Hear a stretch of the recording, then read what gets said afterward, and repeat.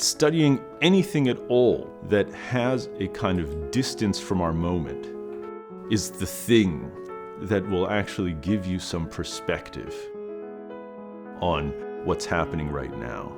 Any kind of cultural context that has some foreignness, some strangeness, will then, by comparison, bring certain aspects of our own moment in high relief. I'm Feisal Mohamed. I'm a professor of English, specializing in early modern English literature, especially people like Hobbes, Milton, and Marvell. The 17th century was the time when, in so many ways, the modern world took shape.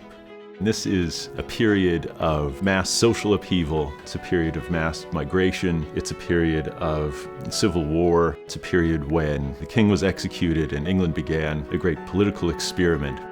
And that's the setting of the writers I study.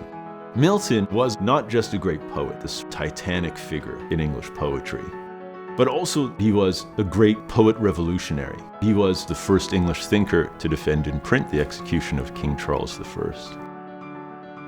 Studying Milton draws us out of casual assumptions we might have about what it is that poetry does.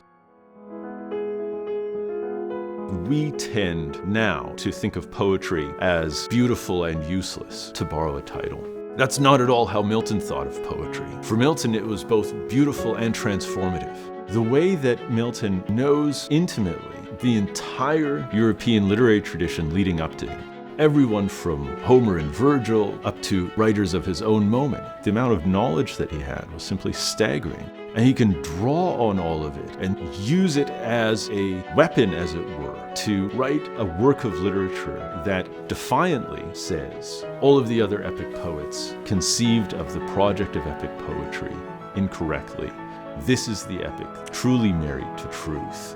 And to use that truth as a weapon against the restored English monarchy, the restored English church. That's a sort of energy within a work like Paradise Lost that I find endlessly fascinating. There's no other great poet who had Milton's revolutionary investments. There's no other revolutionary who is so great a poet.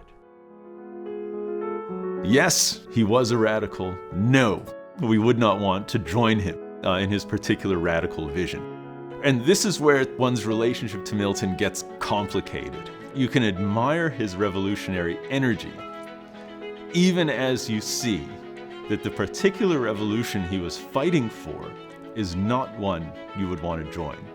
What Milton really wanted looks to us now like an oligarchy of white male Protestants. So the content of his ideas we want to disown. And yet the activist energy you can still admire, especially in its relationship to poetic achievement. You can't divorce one from the other. And I think that we can hold those two things in our head at the same time. We can say, this is brilliant, even as we say, this guy was kind of a jerk, and yet I still admire him as a great writer and thinker.